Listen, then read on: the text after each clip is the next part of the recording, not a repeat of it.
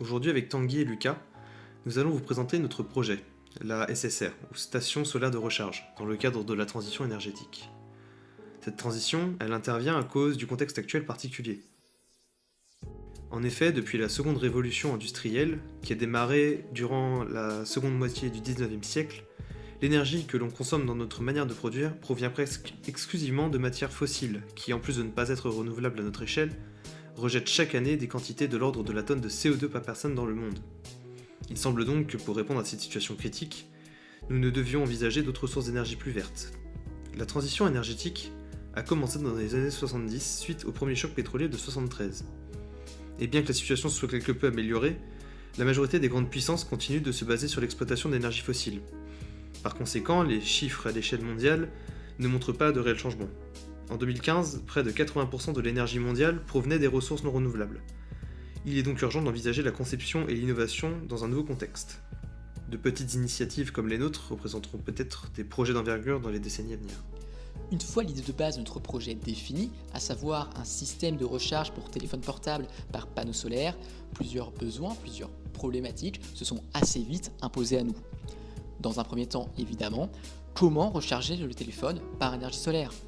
Il a donc fallu étudier le fonctionnement de panneaux photovoltaïques ainsi que leur rendement afin que notre système soit le plus efficace possible tout en étant le moins volumineux de préférence.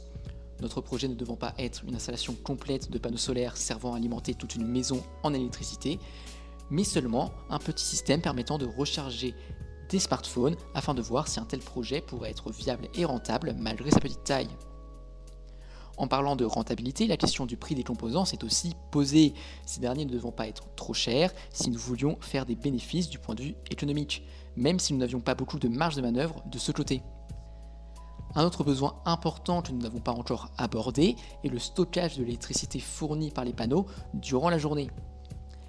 Nous avons donc dû dimensionner une batterie, celle-ci ne devant pas être trop grande, trop imposante, mais ayant une capacité assez importante tout de même afin de permettre au portable de toute une famille de pouvoir se recharger à la fin de la journée.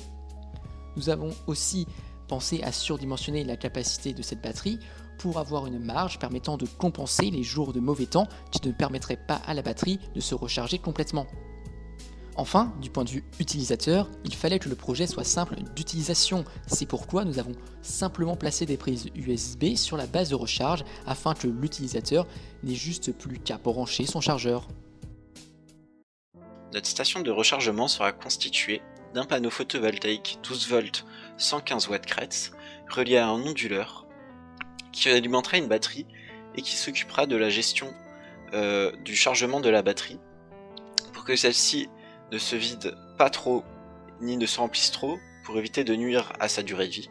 Ensuite, l'onduleur alimentera un transformateur 12 volts 5 volts qui alimentera 4 ports USB 5 volts 2,4 ampères. À droite, vous pouvez voir la liste des composants que nous avons sélectionnés.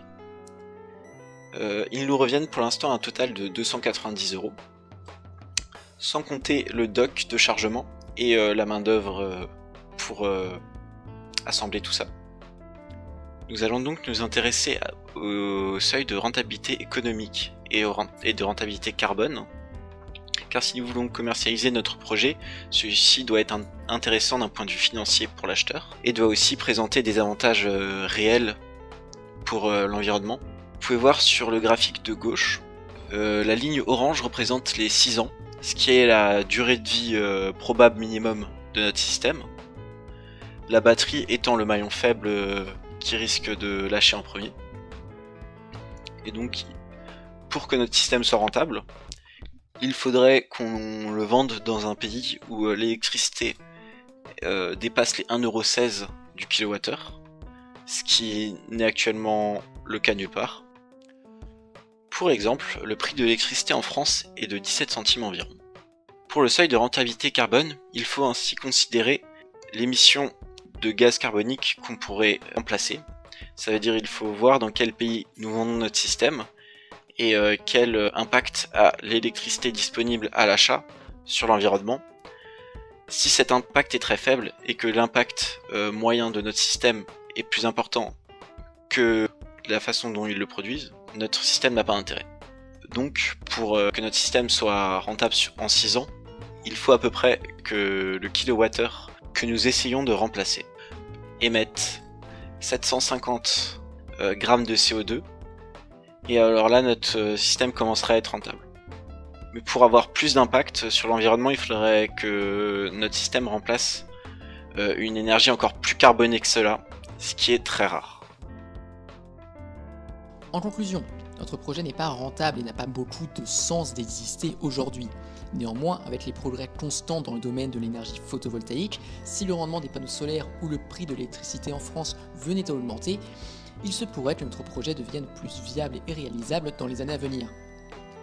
Des implémentations de notre projet dans des régions plus aptes à sa création peuvent aussi être à l'étude, comme des régions connaissant un meilleur ensoleillement ou ayant une production importante d'énergie fossile rendant un système solaire plus intéressant.